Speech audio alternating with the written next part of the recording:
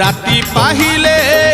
पाहिले राति पाहिले जागर शिव मंदिर लागिब भीड़ हइलो शिव मंदिर लागिब भीड़